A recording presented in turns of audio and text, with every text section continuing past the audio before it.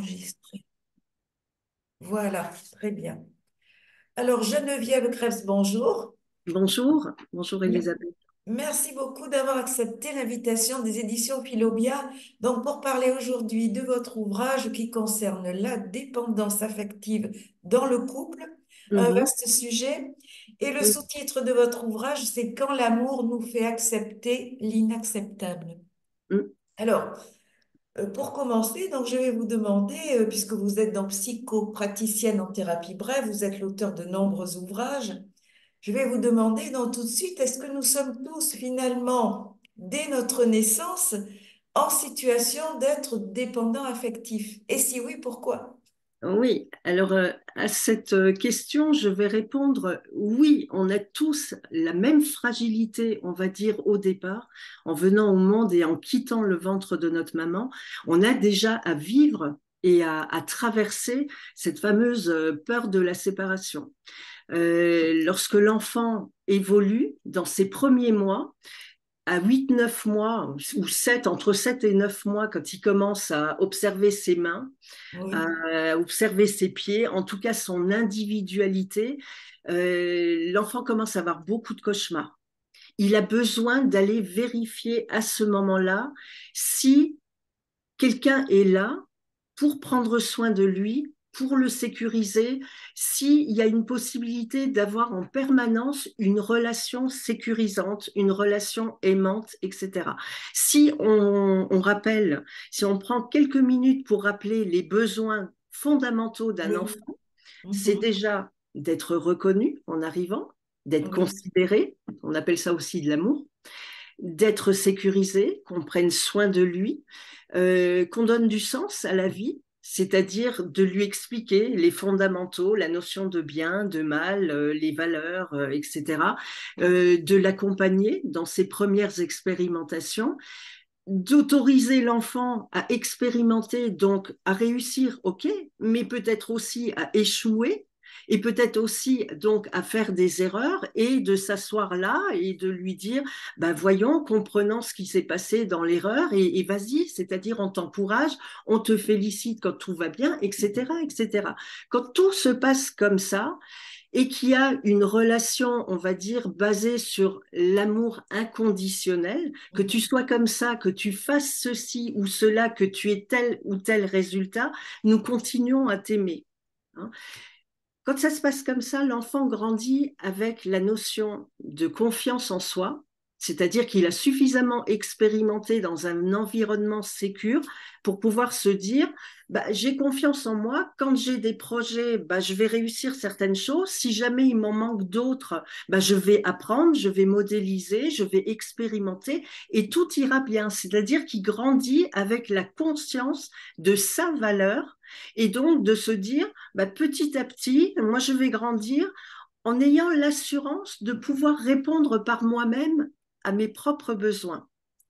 L'enfant qui n'a pas eu tout ça, c'est-à-dire qui a évolué dans un type d'attachement, hein, c'est normal d'être attaché à son parent. Quand je dis son parent, c'est bien sûr. souvent sa maman, mais ça peut être un autre référent, en tout cas celui qui prend soin de l'enfant et qui est là. Il y a aussi une hiérarchie qui est possible. Quand l'enfant n'a pas eu tout ça, c'est-à-dire que il a essayé par différentes stratégies d'établir la relation, de la maintenir dans la sécurité, parfois par des gazouillis, par des hareux, parfois par de la tristesse, parfois par de la colère. Et à chaque fois, ça monte en étage et en intensité. Et il remarque que ça ne suffit pas. Soit le parent n'est pas disponible, soit il ne sait pas, soit il n'a pas la possibilité, parce qu'il peut y avoir un parent qui est souffrant, qui est malade, qui est absent, etc. Il n'a pas cette réponse et cette qualité d'accompagnement. Et ça donne quoi? C'est que petit à petit, où l'enfant peut être aussi comparé, dévalorisé, maltraité, malmené, physiquement, mais aussi psychologiquement, au fil du temps, cet enfant-là va grandir en se disant, et si jamais, beaucoup de doutes, beaucoup de questionnements, et si jamais je fais ci, qu'est-ce qui va se passer? On va encore m'aimer ou pas? Est-ce que ça se passe comme ça parce que c'est ce que je mérite? et je mérite peut-être pas autre chose, donc je suis aimable ou je suis pas aimable. Donc cet enfant-là va grandir, celui qui a eu un attachement, un type d'attachement insécure, va grandir avec la dévalorisation de soi, le doute de soi, l'humiliation, la culpabilité, et donc avec l'idée maîtresse de tout seul, je ne suis pas à la hauteur pour répondre de façon autonome à mes propres besoins. Donc forcément, j'ai besoin de quelqu'un d'autre à l'extérieur pour pouvoir me sécuriser. Voilà. Et là, D'accord.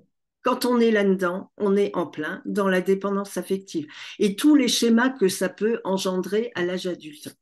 Oui, oui, tout à fait. On va en parler et on comprend bien là que l'enfant devenu adulte, justement, cherche aussi à plaire et à s'adapter, notamment au partenaire, parce qu'on va parler aujourd'hui du Oui, couple. oui, oui, Lorsque cette personne donc, qui est insécure depuis le départ, et ce n'est pas de son fait, en fait, elle est victime un petit peu de son milieu familial, c'est et ça. peut-être a-t-elle aussi une dépression infantile précoce, et je pense que cette personne, effectivement, aura beaucoup plus de chances de se suradapter au Mm, conjoint, oui. et là, les problèmes commencent.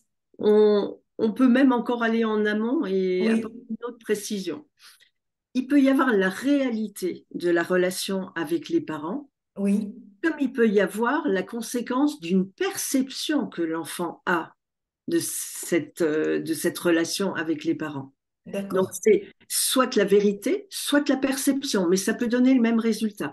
Et il y a aussi un cas précis durant l'enfance, c'est quand l'enfant est surcouvé. Quand D'accord. il est surcouvé, surchouchouté, surchoyé, préservé, etc., l'enfant aussi, au fil du temps, va se dire, mais si on me préserve de ci et de ça, est-ce que ça veut dire que je ne suis pas capable? Et on rebascule dans la même chose. Ça méritait quand même qu'on mette ce petit Ah delta, oui, même si c'est une parenthèse, elle peut avoir son importance. Alors, qu'est-ce que ça donne à l'âge adulte? Prenons un enfant qui, par exemple, a été rejeté. Il a souffert de cette fameuse blessure de rejet. Dans sa vie adulte, sentimentale, restons dans oui. le couple, il est fort possible que le choix se fasse de façon tout à fait inconsciente vers un amour soit impossible, soit abusif. Parce que c'est sa référence. Et parce que c'est sa quête et que quelque part c'est son histoire de devoir aller au-delà du rejet, soit pour aller prouver que bah, c'est normal, maman me rejetait, c'est normal, c'est comme ça la vie, donc c'est normal qu'on me rejette aujourd'hui. Ou alors de se dire, je vais encore aller me frotter au rejet pour voir si vraiment je peux aller au-delà. Donc, selon ce qu'on a vécu enfant, Mhm. tout cela va influencer nos choix dans la vie sentimentale adulte. Donc, un dépendant affectif insécure, qui se Oui, dévalorise, qui culpabilise, qui se sent inférieur, etc., va choisir quelqu'un qui va accentuer encore ce positionnement de pouvoir, on va dire, dans le couple, et il va penser que c'est à lui, que c'est normal, que c'est à lui de se suradapter, de se surinvestir, voire de se sacrifier. Et comme en plus il se sent inférieur par rapport aux autres, il pense que tout ça est normal. Donc il ne fixe jamais de limites. Il n'y a pas de limite pour lui. Il n'arrive pas à les affirmer. Il a beaucoup trop peur. De quoi? Ben de la rupture. Parce que si je suis seule, qu'est-ce que je vais faire? Il y a danger. C'est un facteur de stress et d'angoisse permanente. Donc, je vais tout faire pour que l'autre reste là, même si c'est inacceptable. d'accord. Oui, c'est ça. Parce que vous dites bien, on en arrive à accepter justement l'inacceptable. Alors, l'inacceptable, c'est quoi? Ça peut être quoi finalement au quotidien, après des mois ou des années de relation? Qu'est-ce qu'on est prêt, peut-être progressivement, on ne se rend pas forcément compte. Ça Euh, se fait de façon insidieuse. Hein. C'est pas du jour au lendemain. On voit très bien que les situations abusives, il y a peut-être quelques petits signes comme ça au début, et les personnes qui viennent me rencontrer souvent me disent, mais je le savais au début. J'avais quelques signes, j'avais une petite voix qui me disait, ou je constatais certains faits où je me disais, mais non, quoi, c'est pas normal. Mais cette petite voix-là, l'intuition, on va dire, elle est très rapidement mise de côté. Parce que le dépendant affectif insécure, il a besoin d'y croire, il a besoin d'avoir l'espoir d'une relation qui soit correcte, qui soit épanouissante. Il a tellement besoin d'être aimé, il a tellement besoin de fantasmer une relation, on va dire, idéale, qu'il va s'attacher aux moindres détails pour positiver. Voilà. D'accord. Et de fil en aiguille, il accepte à chaque fois qu'il y a cette fameuse roue, on va dire, ce cycle de la violence qui se passe, il accepte de se faire endormir, de se faire maltraiter psychologiquement, avant peut-être une maltraitance physique, mais il y a aussi de la Oui. maltraitance économique liée à l'argent. Et à chaque fois, ça prend de plus en plus d'ampleur et ça se fait sur des mois, des années. Oui, oui, parce que la personne insécure peut être exploitée financièrement aussi. Oui, oui. J'ai souvent rencontré des personnes qui étaient autonomes et indépendantes au niveau financier parce qu'elles travaillaient.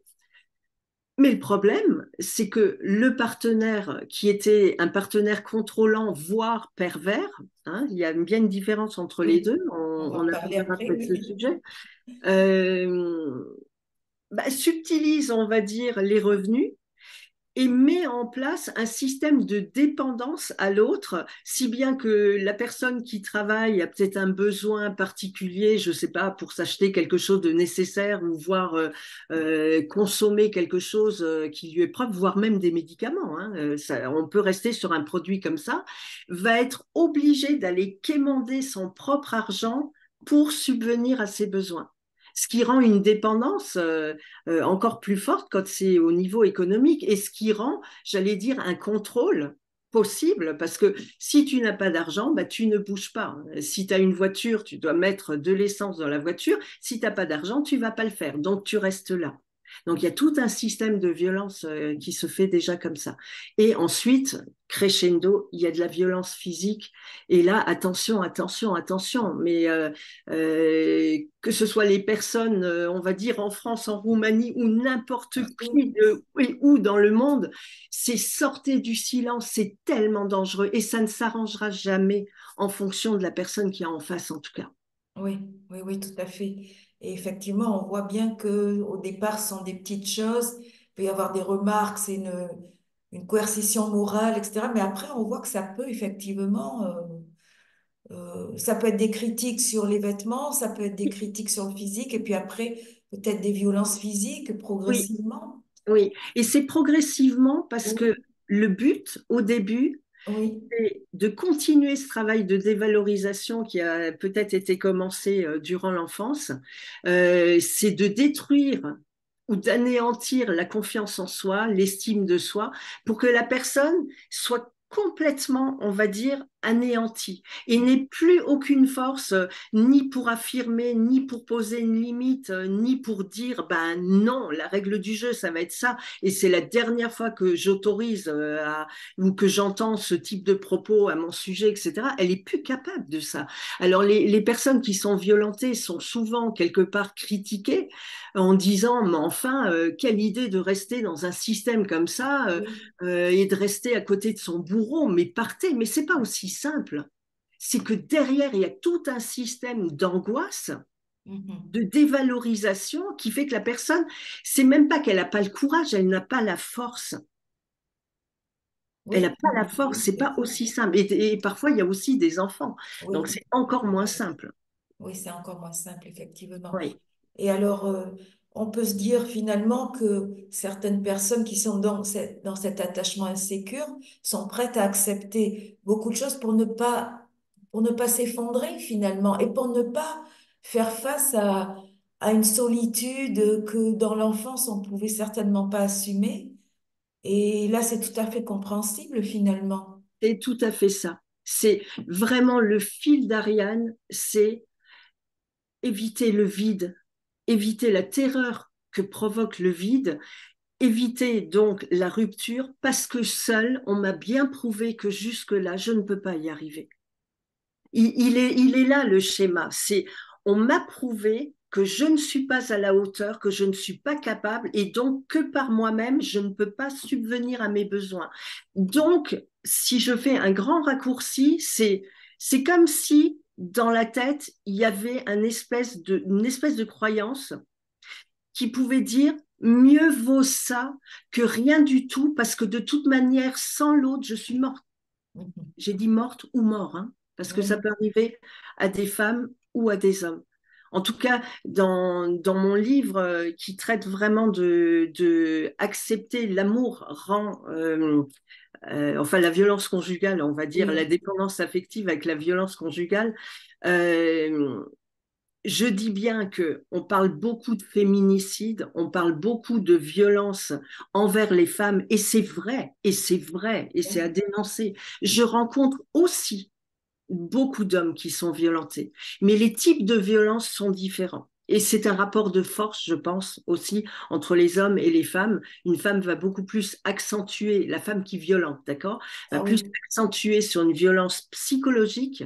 L'homme va finir par de la violence physique. physique. Voilà. D'accord. Mais ça, autant la dépendance affective, il y a quelques années, puisque ça fait bientôt 30 ans que c'est ma spécialité, j'accueillais il y a encore, allez, moins de 10 ans, j'accueillais environ 80% de femmes dépendantes affectives. Aujourd'hui, on est quasiment à 50-50, si ce n'est pas 60% d'hommes et 40% de femmes. Ça veut dire que les hommes se sont réveillés, ont osé parler, alors qu'ils ont toujours été autant touchés que les femmes, mais ils n'osaient pas le dire. Alors qu'aujourd'hui, ils osent en parler et ils viennent réclamer le besoin de travailler. L'homme peut être à la fois insécure, comme il peut être contrôlant, et la femme aussi. Voilà. D'accord. Alors justement, on va parler de cet attachement contrôlant. On a vu l'attachement insécure, c'est Oui, lorsqu'on a un besoin effréné d'amour, voilà, de validation, etc. Mais l'attachement contrôlant, ce sont les personnes qui justement sont contrôlantes, vont essayer oui, de contrôler l'autre pour s'assurer de sa dépendance et de sa soumission éventuellement. Et donc là, il y a de la manipulation, il y a du contrôle au quotidien, il y a le contrôle des horaires, il y a le contrôle de ce que fait l'autre, mm, de qui il voit, de où il va. mm, Euh, oui. bon, on en parle beaucoup au sujet des hommes, hein, il y a beaucoup d'hommes qui sont comme ça. Alors, c'est très différent. Et de femmes aussi. Ah, et Je, de femmes aussi. je le Voilà. répète, hein, et de femmes aussi. D'accord, d'accord, et de Et femmes c'est aussi. vrai on a mis beaucoup, beaucoup l'accent sur l'homme Mhm. Sur parce l'homme, oui. qu'il y a peut-être beaucoup plus d'issues et de fins tragiques, hein, dans ces Oui, histoires-là. oui, Alors déjà, ce contrôlant, oui, euh, le dépendant affectif contrôlant, qu'on peut aussi nommer un contre-dépendant, quelque part, il en est arrivé là par quel hasard à oui, avoir ce fonctionnement-là. C'est que lui, quand il était petit, il n'a pas eu non plus un attachement sécure et oui, vis-à-vis de sa maman ou de ses référents. Il y a eu quelque part du rejet, il y a eu de la trahison, il y a eu de l'abandon, il y a eu l'idée maîtresse que je ne peux pas compter sur l'autre, même s'il est mon parent. Je dois compter sur moi-même, donc je dois vérifier les choses. Attention, il y a toujours un risque d'avoir mal, d'être blessé quelque part. et oui. Et donc, quand cette personne-là arrive dans un système sentimental à l'âge adulte, c'est sauf qu'il peut, pourvu que tout ce que j'ai mis en place dans la relation reste en l'état. J'ai tout blindé, j'ai tout sécurisé D'accord. pour que ça reste en l'état. Donc, il y a une notion de, ouais, il y a du risque partout. Donc, il faut que je contrôle, il faut que j'influence, il faut que je manipule. Et c'est cette fameuse manipulation, cette stratégie de manipulation qui fait que souvent, Mhm. le dépendant affectif contrôlant est confondu avec ce fameux pervers Ah narcissique. voilà. Alors, quelle est la différence justement? Ben, la différence, elle est de taille. C'est dans l'intention primaire, on va dire, des stratégies de manipulation. Le PN, le pervers narcissique, lui Oui. déjà à la base, il est dénué de sentiments. Il va avoir des stratégies manipulatoires pour détruire l'autre. Ah oui, Il veut, c'est pas pour le garder, c'est vraiment pour le détruire c'est là. pour le détruire. Lui, il veut voir l'autre anéanti. À la limite, il est même pas intéressé par quelqu'un de soumis. Il va identifier quelqu'un qui a plutôt une assurance, qui a de la réussite, qui est indépendant, etc., mais qui a une faille. Et il va aller jouer avec cette faille pour faire écrouler la personne. Il a besoin de la détruire. C'est dans son système. Alors que le dépendant Oui, affectif contrôlant, oui, lui, il va user un peu des mêmes stratégies, mais lui, c'est j'ai besoin du lien, mais j'ai peur d'y aller parce que j'ai peur de souffrir. Donc, je suis sans arrêt en train de vouloir maintenir le lien et en même temps, je veux pas de l'engagement. Et en même temps, je contrôle, mais en même temps, je fais 3 pas en arrière, etc. Il joue à ça, mais l'arrière-plan, c'est sauf qu'il peut, j'ai tellement peur. Il veut pas détruire l'autre, il veut garder le lien avec l'autre, mais il a tellement peur que il en devient quelqu'un d'abominable à vivre. Mais déjà, lui en souffre, et la personne qui est avec lui en souffre aussi. Mais lui, on peut faire quelque chose, oui. alors que le pervers narcissique, on ne peut absolument rien faire parce que lui n'a pas envie. Lui, il se frotte les mains en se disant, mais qu'est-ce que je vais changer? Moi, je suis très bien comme ça. Et alors, ce pervers narcissique, quelle est sa configuration de base pour en arriver là, carrément, à vouloir détruire l'autre, non pas le mettre sous cloche, mais Il a aussi une faille narcissique au début. On va dire les démarrages pourraient presque être semblables au d'accord, dépendant affectif, hein, oui, en tout cas au contrôlant, sauf qu'à un moment donné, c'est souvent à l'adolescence, quand il y a encore moyen de faire quelque chose, bah, oui, il y a l'ado qui se rend compte, oh là là, mais comment je fonctionne, etc. J'ai besoin d'aide et qui ose dire, c'est une catastrophe, moi je me fais peur quand ci, quand ça, aidez-moi. Et donc, il y a une possibilité de faire quelque chose. Et il y a ce fameux futur pervers narcissique, hein, ou qui commence déjà à l'être petit à petit. Et on peut l'être aussi par modélisation d'un parent qui est pervers narcissique, hein, oui, d'avoir vu ces schémas et de s'imaginer que bah, c'est ça la vie et c'est normal. oui, Et à l'adolescence, de se dire, mais pourquoi je changerais?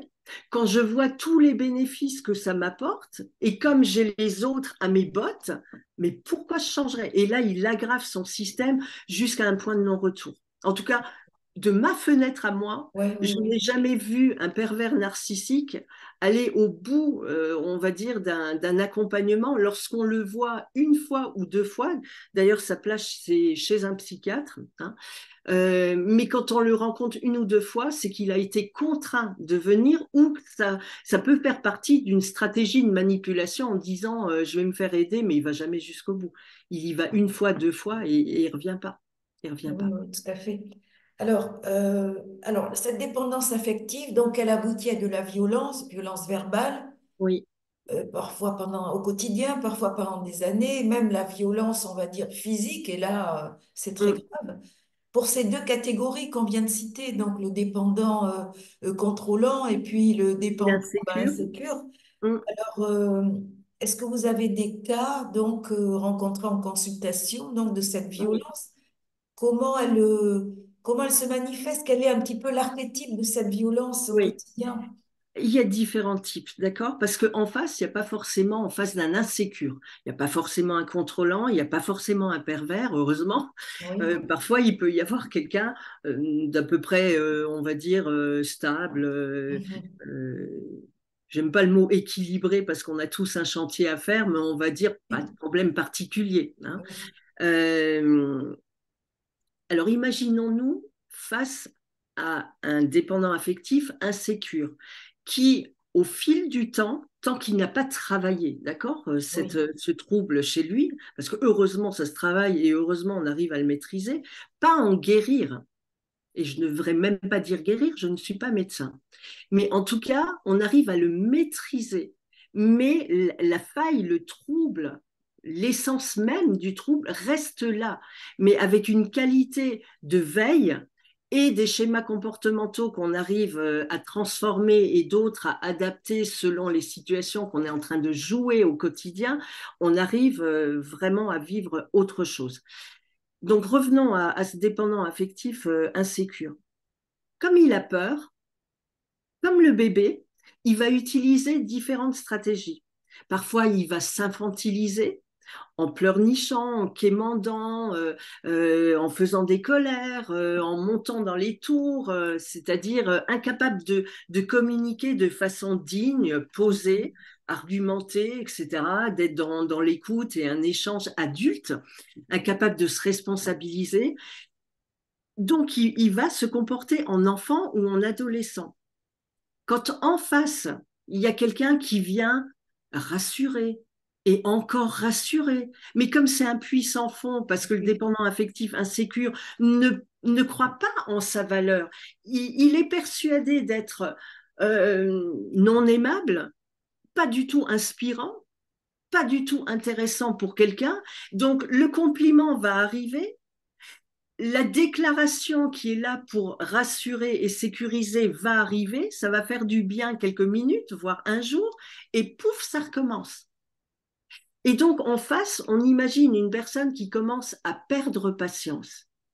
Mais je t'ai dit, mais en fait, t'as pas confiance en moi, et ci, et ça. Donc, ça commence par des querelles de couple.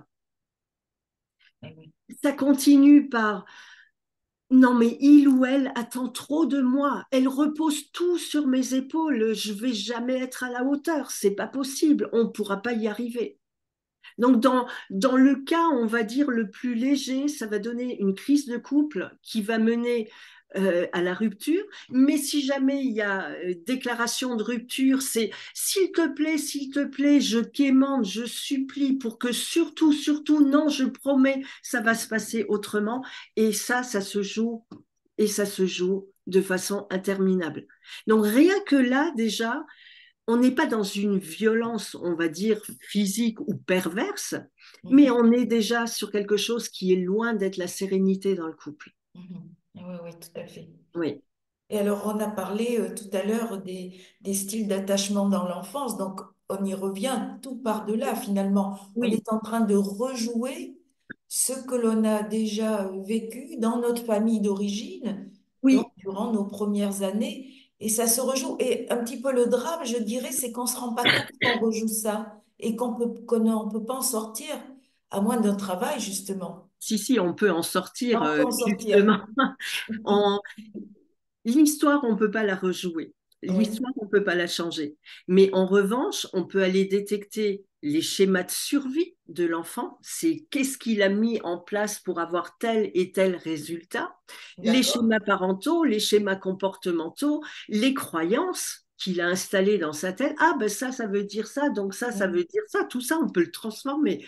Et heureusement, du coup, dans l'ici et maintenant, ça donne quelque chose de différent. Il y a un gros travail à faire. On parle beaucoup de cet enfant intérieur que moi je nomme blessé, parce qu'il y a deux Oui. parties de l'enfant intérieur, il y a la spontanée et la blessée. Mais c'est ce petit qui est en nous et qui sera en nous jusqu'au bout, qui continue à être blessé. Lui n'a rien à faire en l'état, mais c'est la partie en nous du parent intérieur qui se veut normalement être un guide bienveillant, enseignant, réparateur, d'accord, qui est à enclencher et qui n'est pas enclenché ou très très mal enclenché chez le dépendant affectif parce qu'à l'origine, il n'a pas eu le bon modèle. Oui, c'est Donc, ça. il ne sait pas comment faire de lui à lui-même.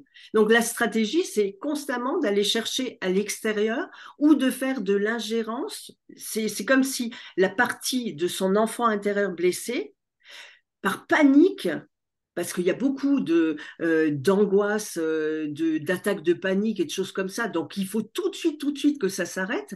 Bah, sa deuxième stratégie, c'est si dehors il trouve pas la solution, il va faire de l'ingérence dans vous, adultes, en train de piloter votre vie sentimentale, admettons, et il va venir faire de l'ingérence dans ce que vous pensez, dans les choix que vous faites, dans les comportements que vous avez, si bien que bah, l'adulte, votre adulte, vous ne le vivez pas. Et oui, c'est ça. Donc il y a un travail en arrière-plan, il y a un gros boulot à faire, Oh, certainement. mais il y a de bons résultats. Il y a de bons D'accord, on résultats. va en reparler. Et je voulais vous demander aussi quelle est l'influence des séparations précoces, parce que effectivement, quand on est enfant, il y a des événements sur lesquels on n'a aucune prise, on est obligé de les Oui. subir. Et les séparations, ça peut être bien sûr les divorces, il y a énormément de divorces avec des Mm. enfants en bas âge. Et donc là, bon, les pauvres subissent aussi les situations. Quelquefois, ils sont éloignés géographiquement de certains parents. Quelquefois, les divorces sont cruels, les parents ne s'entendent plus du tout, donc les enfants sont les Mm. victimes de cette guerre dans le couple. Et puis, il y a les décès. Il y a les décès familiaux aussi, ça peut être des grands-parents, ça peut être des oncles et tantes, ça peut être de certains frères et sœurs dans certaines situations. Oui. Ou des parents, ou un Voilà, parent. donc toutes Mm. ces ruptures finalement qui ne sont évidemment pas choisies, qui sont Mm. subies, je pense aussi, vous allez nous le confirmer Mm. certainement pour nos lecteurs, nos auditeurs, est-ce que ces ruptures dans notre vie, quelquefois précoces, Oui. quels impacts finalement elles ont sur le fait que plus tard, on va être dans cette dépendance affective? Ben, tout dépend si l'événement a été accompagné ou pas, D'accord. ou par la suite réparé ou pas. Si ça n'est pas accompagné, l'humain, il a besoin de quoi? L'humain, il a besoin pour avancer de comprendre, de D'accord. pouvoir poser du sens par rapport aux événements et aux choses. Voilà, ça c'est déjà énorme. Mais quand il n'y a pas ça, Mhm. automatiquement l'enfant va se dire, on m'a abandonné.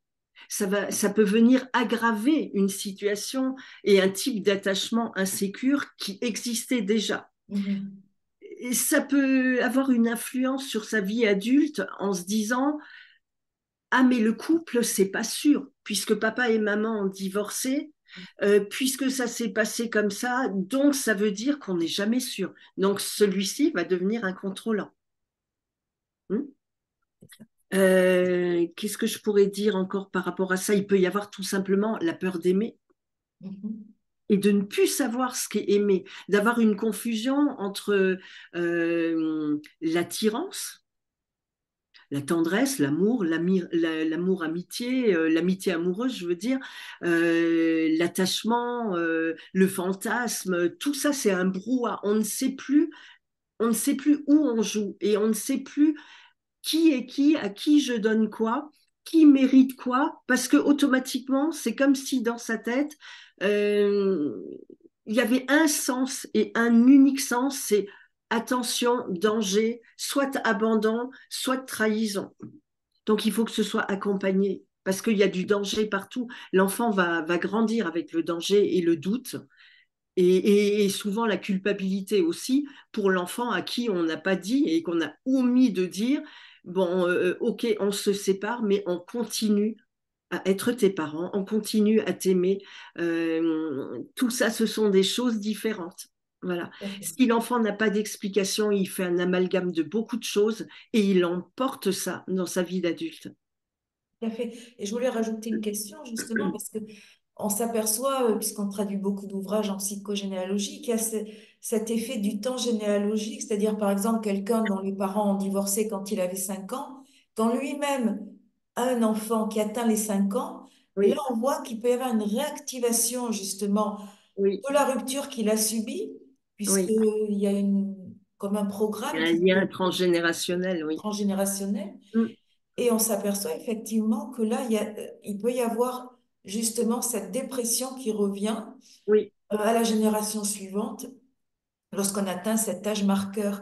Qu'est-ce que vous en pensez? Vous l'avez constaté aussi dans les Plein de constations? fois, plein de fois. D'accord. Et c'est justement quand il y a un tabou qui est Mhm. posé, quand les parents ou quand la famille s'imaginent au moment de l'événement, non, Mhm. non, mais il vaut mieux pas en parler.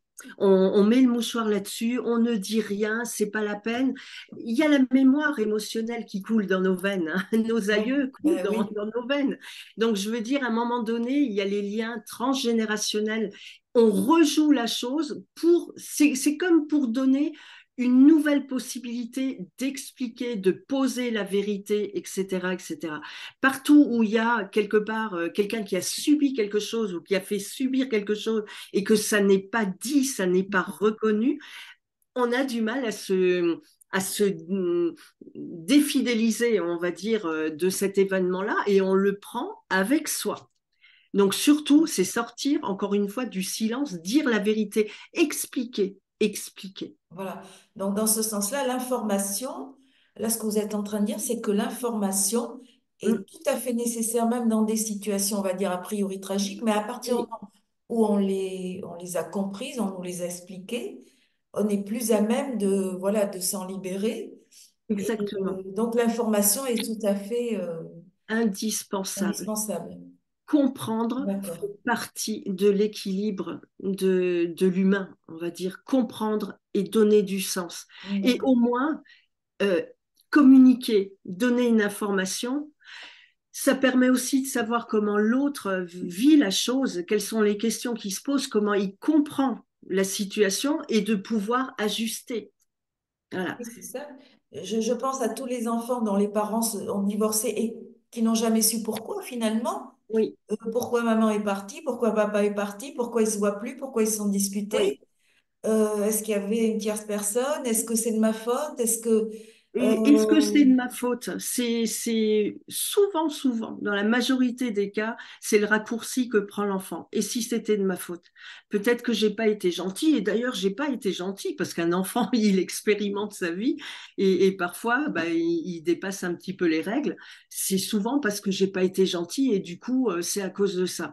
Donc, imaginez la culpabilité Oui, c'est ça. que l'enfant transporte avec lui.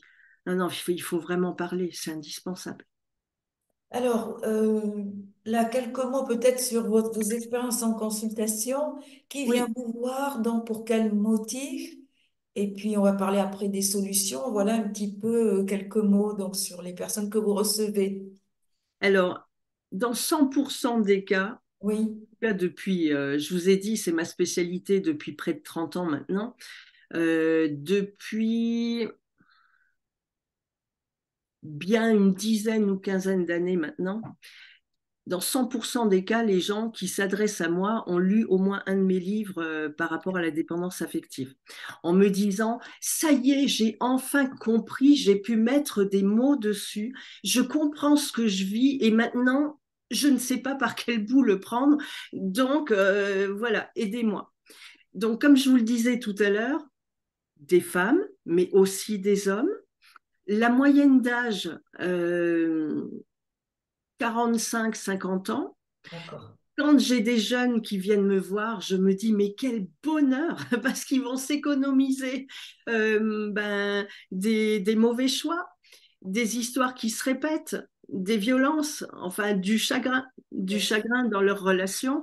Oui, Donc plus le trouble est pris en amont, et mieux c'est pour l'avenir. Mais c'est vrai que la moyenne d'âge, c'est 45, 50, 45, 50 ans. d'accord. Euh, Qu'est-ce que je pourrais vous dire par rapport à ce qu'on vient me demander? Donc, c'est ça. Des personnes viennent déjà avec la conscience de je me comporte comme un enfant. C'est agaçant. J'ai peur du vide, j'ai tellement peur de la solitude, je suis en train de gâcher mon couple, ou des personnes peuvent arriver en disant j'ai une nouvelle opportunité pour un nouveau couple, je veux pas le gâcher parce Mhm. que je me rends compte qu'il s'est déjà passé ça une première fois, une deuxième fois, etc. Là, je veux mettre toutes les chances de mon côté et j'ai bien conscience que ça vient pas de l'autre, ça vient de moi. Il y a une lucidité déjà chez les personnes vraiment qui engagent. C'est comme si elles arrivaient au bout du bout de dire, là maintenant, ça suffit. Mhm. Et j'ai le contrôlant qui vient me voir en disant, en avouant, en disant, je suis pénible, quoi. Je suis terrible. À la fois pour moi, c'est difficile à vivre parce que je suis sans arrêt en train de faire un pas en avant, trois pas en arrière. J'ai tellement peur de l'engagement alors que je voudrais rendre l'autre heureux. Je suis pénible, je fais de l'ingérence sur sa façon de se vêtir, sur qui elle ou il voit. J'arrive même plus à travailler paisiblement parce que je me dis, moi je suis là au travail et du coup elle fait quoi? Elle voit qui? C'est un enfer, à la fois pour moi comme pour l'autre. Donc, je veux faire quelque chose. Voilà. Donc, il y a les gens qui viennent me voir ont déjà accepté quelque part. C'est D'accord. peut-être pour ça qu'ils ont 40 et quelques et 50, parce qu'ils ont eu le recul suffisant de se dire, eh, je ne peux pas tout le temps pointer l'autre du doigt, Mhm. je dois aussi être honnête avec moi-même et me rendre compte que j'ai quelque chose à jouer là-dedans. Oui, Voilà. alors c'est étonnant que des personnes contrôlantes, parce que a priori on pourrait se dire ce serait plus difficile pour ces personnes-là, Bon, ça fait plaisir de voir qu'il y a aussi des personnes contrôlantes. On n'est pas dans le pervers, hein, attention. Oui, on n'est pas dans le Euh, pervers. le pervers, il vient pas vous voir, hein. Non, non, non, oui. Le contrôlant, il vient en pleurant, en disant, Oui, j'ai levé la main. Je veux pas être cet homme-là, je veux pas être cette femme-là. J'ai oui, fait ci, j'ai fait ça, c'est terrible. Tout, mais pas ça. d'accord, oui. Donc, Et là, on voit bien la différence. Un pervers ne va jamais dire oui, ça. bah oui, oui, Il va oui. jamais se remettre en question. Alors, on va parler maintenant des solutions. Quelles sont les Oui, solutions proposées? Parce qu'en thérapie brève, là, soit l'école de Palo Alto ou autre, il y a beaucoup de choses très intéressantes oui. de la thérapie, donc sur du court terme, peu de séances et beaucoup de résultats. Alors, quelles sont les solutions justement proposées donc dans vos consultations? Voilà.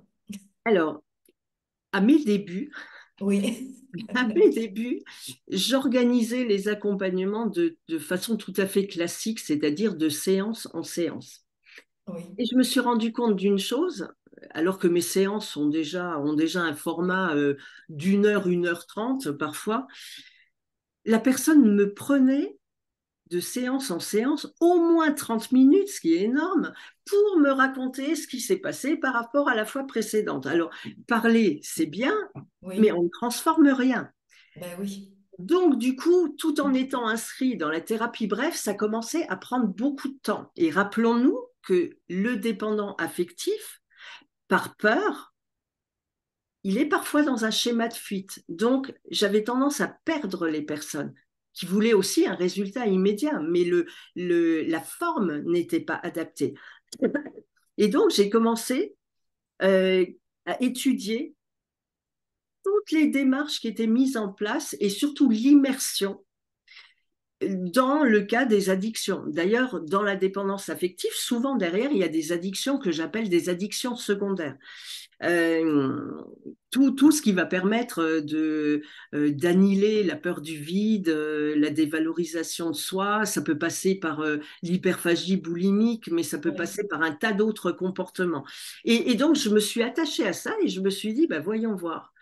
Dans les addictions, on sort la personne sur un temps donné, on travaille à fond. Il y a effectivement tout un travail de sevrage, mais il y a tout un autre travail sur l'aspect comportemental, les transformations de schémas, etc. Alors, sans aller subtiliser la personne sur des semaines, voire des mois, au fil des ans, parce que ça fait maintenant bien 15 ans que je travaille comme ça, j'ai ajusté grosso modo le nombre d'heures qui me permettait d'aller dans les coins incontournables des points à travailler d'accord, et de me laisser la liberté au cas par cas sur un temps restreint, hein, qui peut être 3 jours en semaine ou en week-end, mais sur un temps très restreint, de tirer le bout de laine et de découvrir au fur et à mesure ce que la personne m'amène et ce qu'on va pouvoir découvrir et transformer ensemble. Et suite à l'atelier, d'accord, il n'y a toujours pas des séances, mais là, ça devient presque une forme de coaching comportemental où on vient faire des feedbacks de qu'est-ce que j'ai expérimenté et du coup, qu'est-ce que j'ai observé, qu'est-ce qui a marché, qu'est-ce qui a coincé, on le retravaille. Et donc là, on a un suivi, on va dire, par rapport aux résultats escomptés. Et la personne devient autonome, indépendante au bout de 2, 3 mois. Grosso modo, suivant les personnes. Après, on me donne de temps en temps des nouvelles, mais ça va plutôt bien. Voilà. d'accord. Donc, Donc, je ne fais plus que ça. Immersion. d'accord. Donc, vous demandez aux personnes d'observer leur comportement, finalement d'avoir cette distance, d'observer comment ils agissent au quotidien, c'est ça? Oui, il y a deux dynamiques. Il y a la dynamique où on est ensemble et on va transformer. Il y a la prise de conscience, D'accord, il y a la transformation, il y a l'engagement sur un nouveau comportement, il y a la connaissance de soi, parce que souvent le dépendant affectif, il ne sait même pas qui il est. Il est tellement focus sur l'autre parce qu'il a peur de le perdre oui, et de répondre à ses besoins à l'autre, de s'adapter à l'autre, etc., qui ne sait pas, mais au fait, je suis qui? Qu'est-ce qui est important pour moi et qu'est-ce que je veux? Donc, il y a un gros travail aussi de connaissance de soi, d'aller poser des objectifs sur qu'est-ce que je veux, qu'est-ce qui est normal, qu'est-ce qui est négociable et la limite, c'est quoi? Donc, c'est de revisiter un petit peu tous les domaines de vie, à se poser ces points de repère-là, et Mhm. ensuite à s'engager dans des objectifs précis, avec d'autres façons de faire, donc des comportements nouveaux. On est beaucoup sur l'aspect comportemental. Hein. Comportementale. Et je voulais vous demander, est-ce qu'il y a des épisodes de régression, enfin, de régression au stade infantile un petit peu, puisque finalement, dans cette thérapie, est-ce que les personnes viennent toucher les manques qu'ils ont eus dans les premières années? Est-ce qu'il y a cette phase de régression, de toucher ces... Juste le temps d'aller chercher les informations des stratégies de D'accord. survie et des stratégies parentales. Mais en tout cas, Oui, on, si la personne, à un moment donné, et d'ailleurs quand elles arrivent à moi, elles me disent souvent, oh, j'ai déjà fait X années des analyses, et donc on est beaucoup sur le pourquoi, du pourquoi, du pourquoi, du pourquoi lié au passé. Il y a un intérêt à un moment donné de faire ça, d'accord? oui, Mais là, on est plus sur un travail. Allons chercher dans le passé ce qu'on peut transformer. Cherchons à savoir dans l'ici et maintenant, au présent, qui je suis, qu'est-ce qui est important pour moi, qu'est-ce que j'avais pour habitude de faire et qu'est-ce que je veux faire maintenant et de telle façon différente maintenant. Pourquoi, pour quelle finalité orientée future. Donc on est beaucoup plus maintenant sur, on est détaché du pourquoi, mais on est sur le quoi et le comment d'accord, pour en finalité quoi après. Et d'accord. la dynamique est différente. Il faut vraiment sortir parce que le dépendant affectif, plus vous le maintenez dans le pourquoi du pourquoi, Oui, et c'est... plus il va renforcer son système de victimisation. D'accord. Oui, là, c'est plutôt donc changer le comportement concrètement, hein, Oui. voilà. Et Euh, quand je dis victimisation, attention, j'entends par là infantilisation.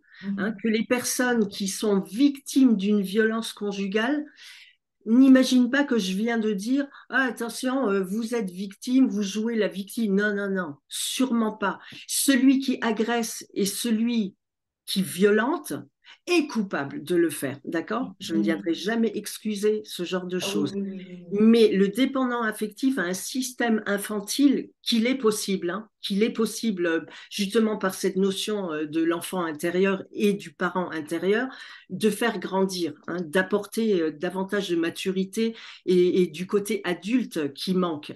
Mais ça viendra jamais excuser le système de violence. Hein. Oui, oui, oui, La oui, tout à fait. victime reste la victime, hein, C'est qu'on important de soit le bien d'accord préciser. là-dessus. Et on parlait tout à l'heure bah, des différents ouvrages, et merci, merci de m'accueillir Oui, oui, pour oui, bien Manu, sûr. des différents ouvrages. Tous mes livres euh, sont en général construits pour que la personne arrive à comprendre, à s'identifier par rapport au sujet en question D'accord, et propose, on va dire, déjà une amorce de travail.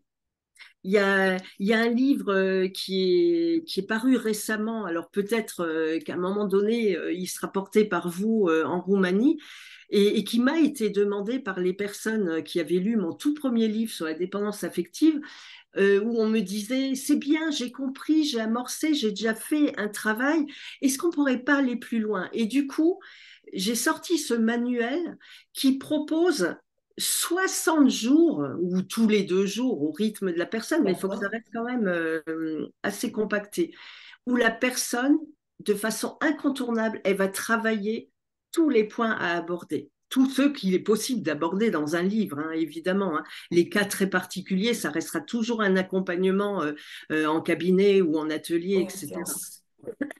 Mais, euh, mais voilà, j'étais au bout du bout de ce qu'il était possible de faire au niveau d'un livre. Et pas D'accord, simplement des fiches recto verso. Certains points très importants, je les ai parfois traités en 4, 5, 6 pages. Donc le manuel, il est quand même assez important. d'accord, mais j'espère que nous le traduirons. Et j'espère aussi, parce que vraiment, j'y ai mis le maximum dedans pour aider les personnes. Oui, puis c'est très pratique et c'est ce que nous aimons aussi. Voilà, que ce soit pratique immédiatement, qu'on puisse l'appliquer. Je pense qu'il y a vraiment une recherche de solutions aussi à travers tous les ouvrages que nous publions. Alors, pour terminer, je voulais vous demander si vous avez un Oui, message pour vos lecteurs et futurs lecteurs en Roumanie. oui. Oui, je vais avoir le même message que je peux transmettre un petit peu partout. Déjà, je suis ravie d'être parmi vous. Ensuite, je propose exactement la même proximité que tous mes lecteurs qui peuvent me lire au Canada ou ailleurs. C'est dans mes ouvrages. Normalement est indiqué mon adresse mail. D'accord, Même s'il faut que je passe par un système de traduction et autres, si vous avez une question à me poser, je réponds à tous mes mails, à des horaires bizarres parfois, mais je réponds. Donc il y a cette proximité-là. d'accord. Au, au lecteur qui serait vraiment pris dans une forme de souffrance, qu'elle soit liée à la violence ou qu'elle soit liée à une blessure de l'enfance, allez vous faire aider. Vous gagnerez du temps. Vous gagnerez du temps. Parce Oui, que on peut faire un travail en auto-coaching, en auto-thérapie, tout ce qu'on veut. À un moment donné, il va y avoir un système de blocage. On aura peur de traverser ce qui est vraiment douloureux parce que derrière, il y a peut-être du traumatisme, etc. Allez vous faire aider. d'accord. Et je rappelle que nous avons publié aussi un autre de vos ouvrages, en Oui, dehors de celui dont nous parlons aujourd'hui sur la violence conjugale, donc qui concerne l'enfant intérieur blessé. Donc il y oui, a deux ouvrages en ce moment à disposition et sûrement d'autres à venir. Donc là, déjà deux ouvrages fondamentaux. oui. Le travail sur l'enfant intérieur blessé et donc le parent réparateur, c'est un point incontournable que je travaille avec absolument toutes les personnes parce que ça fait partie d'un des rouages D'accord, pour sortir de la dépendance affective. Voilà. d'accord. Donc Ben, c'est très un bien. bon choix que d'avoir choisi celui-ci à proposer. Oui, Tout oui, à fait, c'est très important. Et ben, écoutez, je vous remercie beaucoup, Geneviève. merci à vous. J'espère que on a donné envie à nos lecteurs et à futurs lecteurs, bien sûr, de Philobia, donc d'acheter votre ouvrage, de le lire et voilà d'en retirer tous les enseignements importants qui sont fondamentaux actuellement dans tous les cas. Et puis que ça concerne tellement de monde, hein, comme on l'a Absolument, dit tout à l'heure, absolument. tout le monde l'est plus ou moins. Donc si dans votre vie vous remarquez des histoires qui se répètent, euh, des façons de faire pour atteindre certains résultats. Ah, vous n'êtes pas fier, on va dire, ou vous êtes jamais tranquille, vous êtes tout le temps dans le doute, dans la culpabilité, dans la peur. Derrière, souvent, il y a de la dépendance affective, donc agissez. Le plus tôt est le mieux. Le plus tôt est le mieux. Oui, et justement, pour terminer, le simple fait d'avoir été, je pense, un échec au niveau sentimental, peut-être une ou plusieurs fois, nous Oui, donne à réfléchir. Bon, il peut y avoir oui, bien sûr la faute de l'autre personne, bien sûr, il y a aussi des contraintes de la part de l'autre personne, mais il y a aussi effectivement un retour sur notre propre histoire oui, qui est nécessaire et je pense qu'aujourd'hui, on l'a bien montré. exactement. Merci beaucoup, Merci encore Geneviève et je vous dis à très bientôt pour une prochaine interview. mais avec plaisir, quand vous voulez. Merci. Au revoir, Elisabeth. Alors je vais arrêter.